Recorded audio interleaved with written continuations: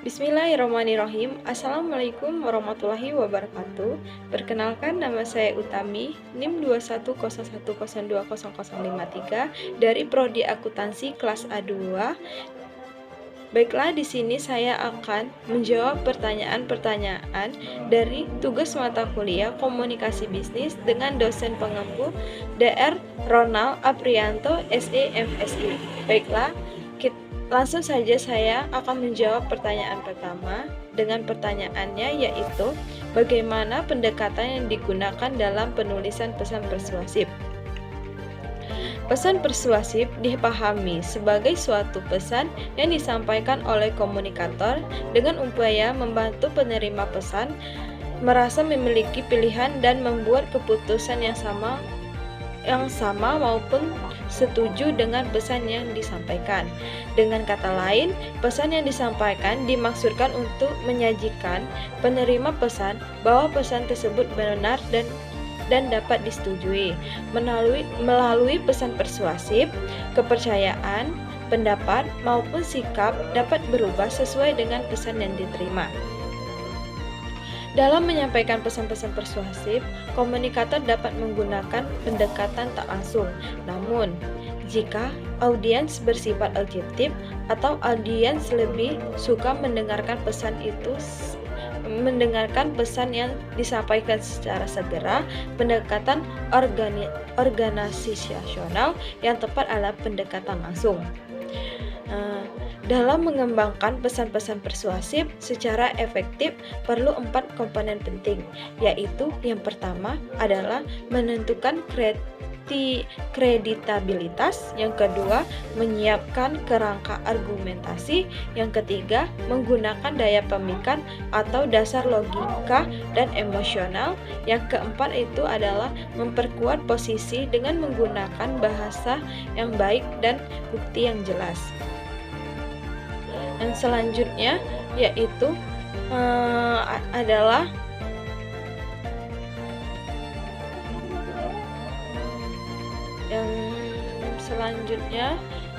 soalnya itu adalah bagaimana etika komunikasi bisnis yang diperlukan dalam suatu perusahaan.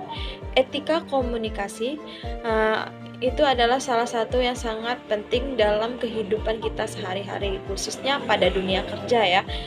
Dan merupakan salah satu hal yang sangat perlu diperhatikan untuk mencegah kesalahpahaman yang dapat terjadi atau yang dapat menyebabkan permasalahan itu akan terjadi. Etika tersebut antara lain yaitu yang pertama adalah penggunaan bahasa yang sesuai. Dalam komunikasi tentunya yang menjadi sorotan utama itu adalah bahasa yang kita pilih untuk mengungkapkan pesan tersebut. Dalam komunikasi antar karyawan maupun dengan pimpinan. Yang kedua itu adalah memastikan intonasi suara yang jelas. Intonasi yang jelas menimbulkan komunikasi yang baik, karena intonasi yang kurang jelas dapat menyebabkan pesan yang disampaikan tidak dapat diterima dengan baik atau miscommunication, sehingga ini dapat menyebabkan kesalahpahaman. Yang selanjutnya itu adalah antusias. Antusias dalam komunikasi dapat diperhatikan dengan cara mendengarkan dengan seksama, memberikan tatapan yang berbinar ketika kita menyampaikan pesan tersebut, menunjukkan ketertarikan saat mendengarkan lawan bicara, dan juga menyimak apa yang diberikan, dan diakhiri dengan memberikan pendapat masukan jika ada dalam pesan komunikasi tersebut. Yang selanjutnya itu adalah jangan berbicara arogan.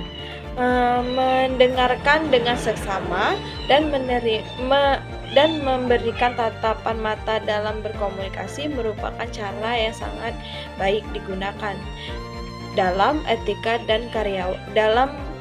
beretika dengan karyawan maupun dengan atasan.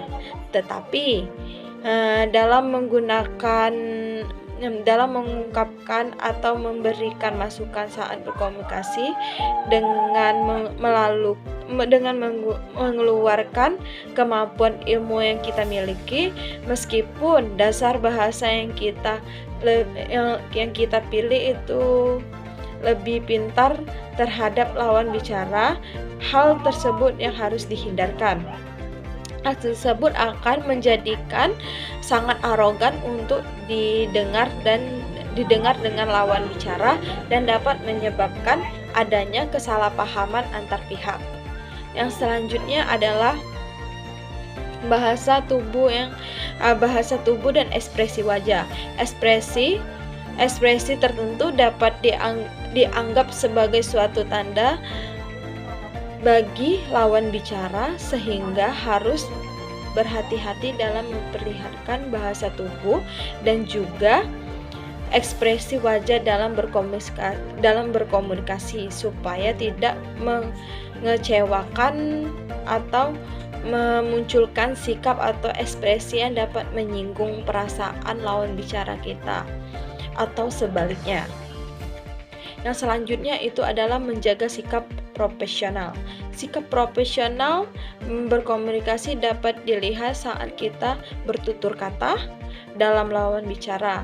Sikap profesional merupakan salah satu cara untuk menjadikan kita lebih dihargai dalam berkomunikasi dengan karyawan atau dengan atasan. Baiklah, itulah tadi jawaban saya dari pertanyaan kedua. Kita lanjut ke pertanyaan ketiga. Pertanyaan ketiga yaitu bagaimana hubungan komunikasi bisnis dengan akuntansi. Yang pertama itu terciptanya ruang kerja yang hidup, yaitu dengan berkomunikasi yang baik, kita dapat dengan mudah menghidupkan suasana kerja, menjalin hubungan komunikasi dengan karyawan lain atau dengan rekan kerja kita dan dengan atasan kita juga. Yang kedua itu adalah memudahkan dan mengumpulkan suatu informasi akuntansi, yaitu modal seorang akuntan dalam mengumpulkan suatu informasi dalam berkomunikasi. Tanpa adanya komunikasi yang baik, maka seorang akuntan akan sulit untuk mengumpulkan informasi akuntansi guna mencapai suatu tujuan yang diharapkan. Dengan komunikasi yang baik terhadap rekan kerja, maka akan memudahkan kita untuk memudahkan kita itu sebagai akuntan dalam mengumpulkan informasi akuntansi yang dibutuhkan. Baiklah, itulah tadi jawaban-jawaban saya dari pertanyaan-pertanyaan yang telah diberikan. Jika ada salah kata atau jawaban saya yang kurang tepat, saya mohon maaf dengan sebesar-besarnya. Saya akhiri. Wassalamualaikum warahmatullahi wabarakatuh.